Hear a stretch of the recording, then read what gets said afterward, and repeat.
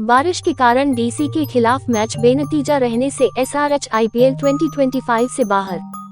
Match की दूसरी पारी बारिश के कारण धुल गई।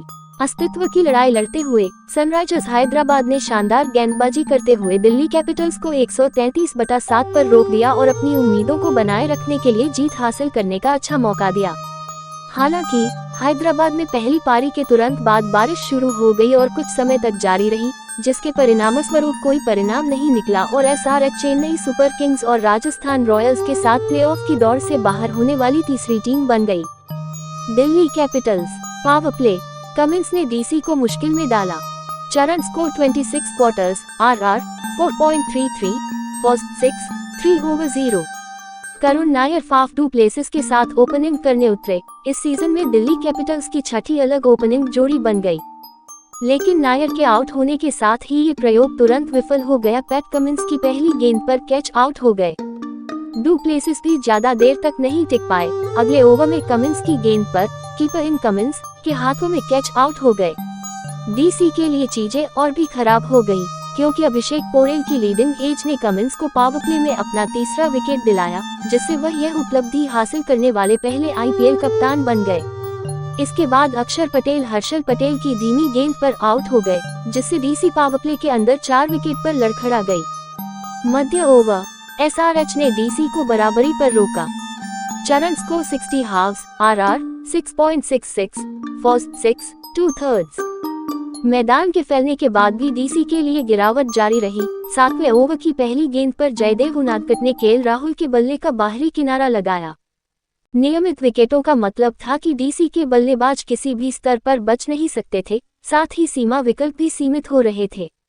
डीसी के लिए गति का एहसास तब हुआ जब विपरीत निगम ने जीशान अंसारी को एक छक्के के लिए खींच लिया और एक लगातार चौका भी लगाया, लेकिन आधे चरण में कुल 47 रन ही बन पाए।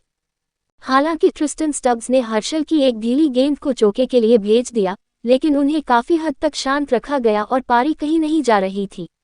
उनकी परेशानी को और बढ़ाने के लिए निगम रन आउट हो गए। उन्होंने दूसरा रन ठुकरा दिया, लेकिन स्टब्स के प्रतिबद्ध होने पर वे फंसे रह गए। इम्पैक्ट सब आशुतोष शर्मा के अंसारी पर लगाए गए 2 छक्कों ने कैपिटल्स को राहत दी। इससे पहले कि ध्यान डेथ ओवरों पर चला जाए, डेथ ओवर आशुतोष स्टब्स ने डीसी को लड़ाई के लक्ष्य तक पहुंचाया। चरण स्कोर 47/1, आरआर 9.40, फोर्थ 6s 5/1। 16वें ओवर में कमिंस ने शानदार स्पेल किया और 19 रन देकर 3 विकेट चटकाए। हर्षल की गेंद पर आशुतोष के लगातार 2 चौकों ने 17 ओवर में डीसी को 100 रन के पार पहुंचाया।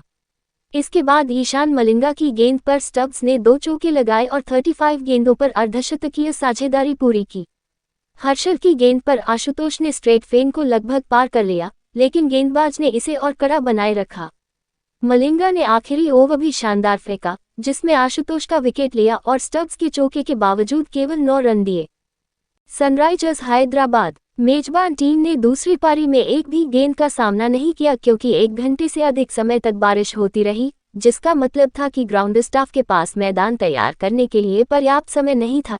टीमों को अंक साझा करने के लिए मजबूर होना पड़ा, जिससे कैपिटल्स को अपने से नीचे की टीमों से कुछ राहत मिली, जबकि एसआरएच को विवाद से बाहर कर दिया गया।